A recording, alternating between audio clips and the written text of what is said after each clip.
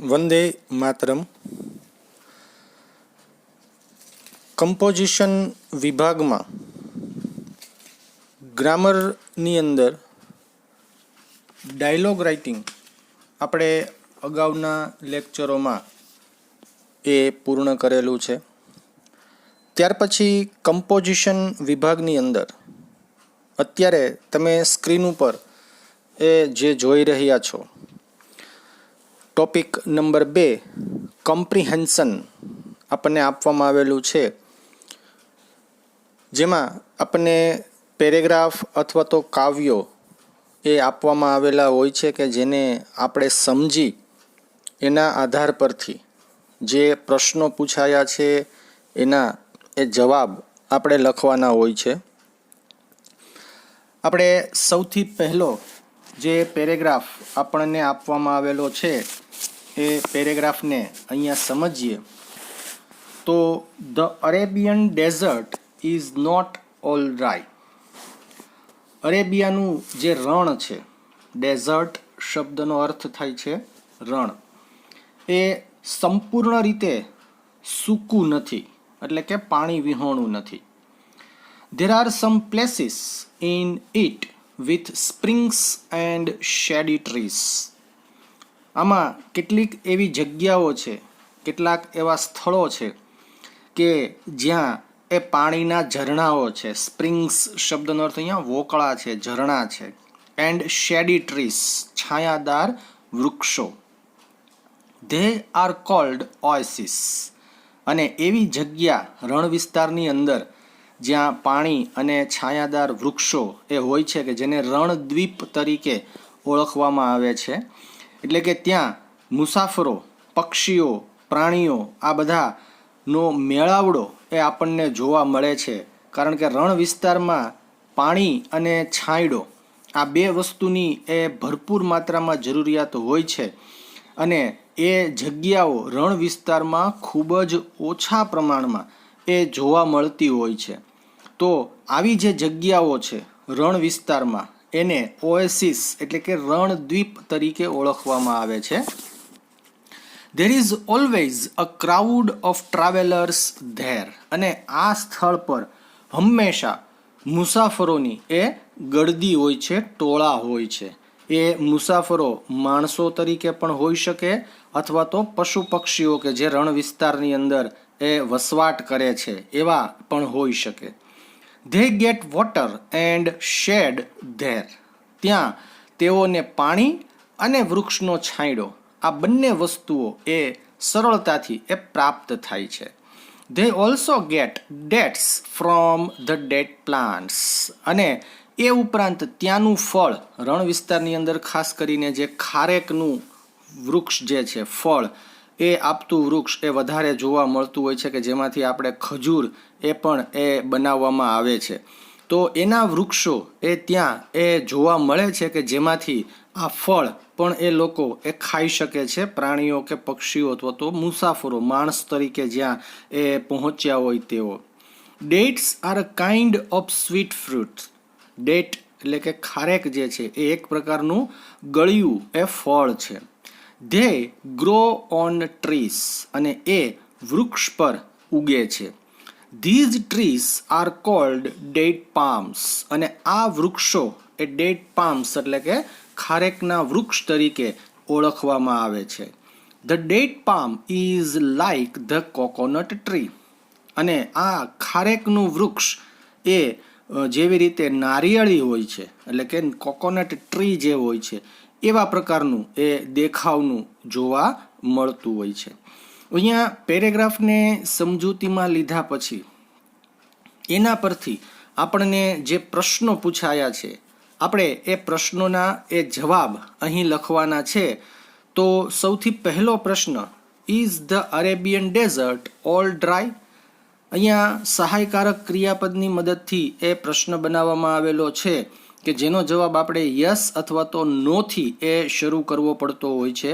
તો અહીંયા આપણને જે પેરેગ્રાફ આપવામાં આવેલો છે પેરેગ્રાફના આધારે એનો એ જવાબ લખીએ તો જવાબ તમારી સામે સ્ક્રીન ઉપર એ લખેલો છે કે જેને તમે જોઈ શકો છો. એક વખત એ જવાબને હું વાંચી અને રિપીટ કરી જાઉં છું. No the Arabian desert is not at all dry. સંપૂર્ણ રીતે સૂકું નથી, કારણ કે ત્યાં ઘણા બધા એવા સ્થળો છે, ઘણી જગ્યાઓ એવી છે કે જ્યાં ઓએસિસ, બરાબર ને, રણદ્વીપનું નિર્માણ થયેલું છે, એટલે કે ત્યાં પાણી અને છાયાદાર વૃક્ષો એની સવલત એ મળી રહે છે. એટલા માટે આપણે એવું કહી શકીએ કે અરેબિયનનું રણ જે છે એ સંપૂર્ણ રીતે સૂકું નથી. પછીનો પ્રશ્ન છે, વોટ આર ઓએસિસ? ઓએસિસ એ શું છે? બરાબર, તો આપણે જવાબમાં લખશું some places with springs and shady trees. With springs and shady trees are called oases. Are called oases. ત્યાર પછીનો પ્રશ્ન number 3. Why is there a crowd of traveler there? Oasis પર શા માટે મુસાફરોના એ ટોળા એ જોવા મળતા હોય છે? જવાબ લખશું ટ્રાવેલર્સ ગેટ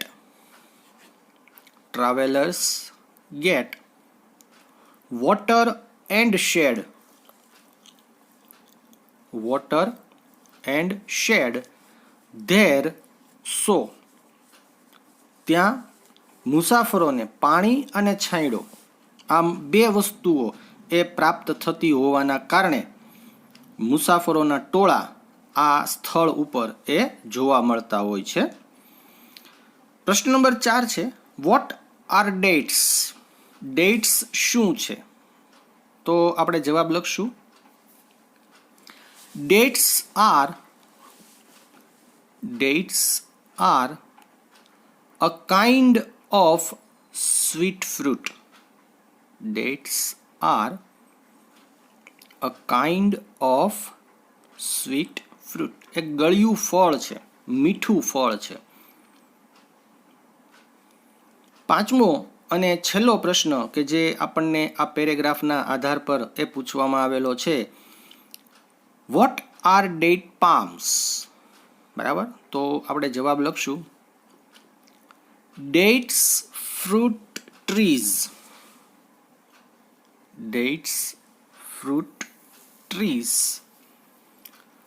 are called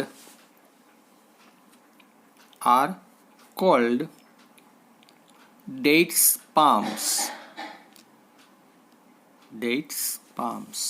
બરાબર ને, ખારેકના જે વૃક્ષો છે જેના પર ખારેક ઉગે છે કે જેને ડેટ પામ્સ તરીકે ઓળખવામાં આવે છે. ત્યાર પછી પેરેગ્રાફ નંબર 2 આપણી સ્ક્રીન ઉપર એ જોઈ શકાય છે, જેમાં આપણને એક સ્ટોરી આપવામાં આવેલી છે કે જેના પરથી આપણે કેટલાક પ્રશ્નો અને એના જવાબ એ લખવાના છે. This is the story of 2 friends. અહીંયા આપણને 2 મિત્રોની એ વાર્તા આપવામાં આવેલી છે. One of them was Ramu. આ 2 મિત્રો કે જેમાંના એક મિત્રનું નામ એ રામુ હતું. His father was a cobbler, કે જેના પિતા એક મોચીનું કામ કરતા હતા, જે બૂટ ચપ્પલ સીવવાનું અથવા તો એને સમારકામ કરવાનું એ કાર્ય એ કરતા હતા. He earned money by repairing shoes.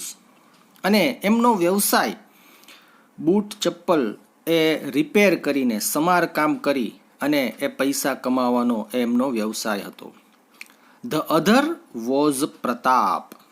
જ્યારે બીજો ફ્રેન્ડ જે છે, બીજો મિત્ર, એનું નામ પ્રતાપ હતું. His father was the sarpanch of the village. પ્રતાપના પિતા એ ગામના સરપંચ હતા. Both the boys went to the same school. બંને મિત્રો હતા, બંને બાળકો, બંને છોકરાઓ એક જ શાળામાં એ જતા હતા. The sarpanch loved his son very much. Sarpanch એટલે કે પ્રતાપના પિતા જે છે એ પ્રતાપને ખૂબ જ એ પ્રેમ કરતા હતા. He did not like Pratap to play with Ramu. Pratap એ રામુ સાથે જ્યારે રમે તો એ વસ્તુ પ્રતાપના પિતાને એ નાપસંદ હતી, એમને એ જરા પણ નહોતું ગમતું. સો પ્રતાપ વોઝ વેરી અનહેપી.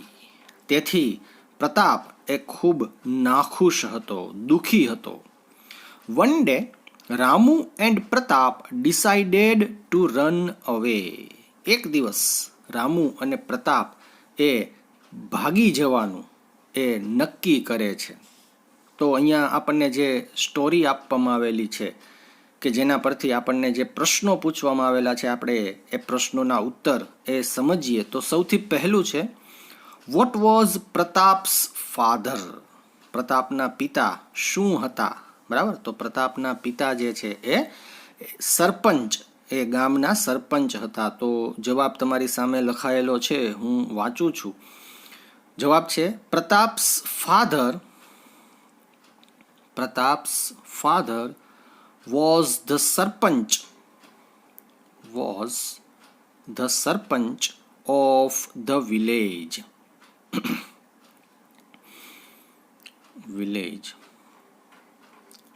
ત્યાર પછીનો પ્રશ્ન નંબર 2 છે, how did Ramu's father earn money. રામુના પિતા કઈ રીતે એ પૈસા કમાતા હતા? તો આપણે જવાબ લખીએ, Ramu's father earned money by repairing shoes.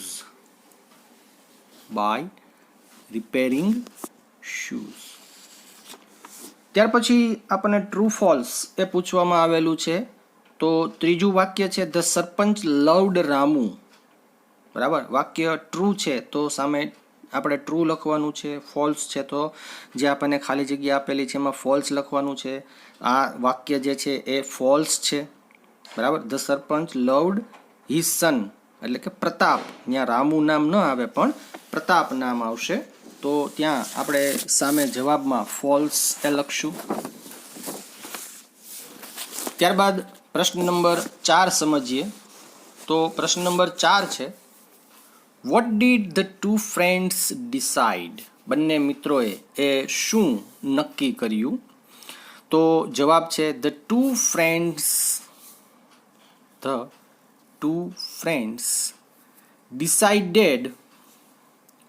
decided to run away.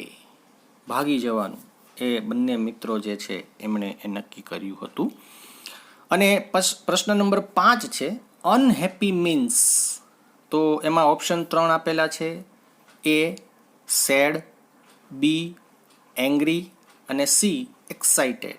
તો જવાબ તરીકે આપણે લખશું ઓપ્શન એ સેડ. અનહેપી એટલે નાખુશ, બરાબર, જે ખુશ નથી તેવો. તો સેડ શબ્દનો અર્થ થશે દુઃખી. બરાબર છે. તો અહીંયા આપણા 2 પેરેગ્રાફ કે જે આપણે અહીંયા સમજૂતીમાં એ લીધા છે. આપણને કુલ 6 આ પ્રકારના પેરેગ્રાફ કોમ્પ્રિહેન્શનમાં એ આપવામાં આવેલા છે કે જેમાંથી આપણે 2 પેરેગ્રાફની સમજૂતી એ અહીંયા એ મેળવેલી છે.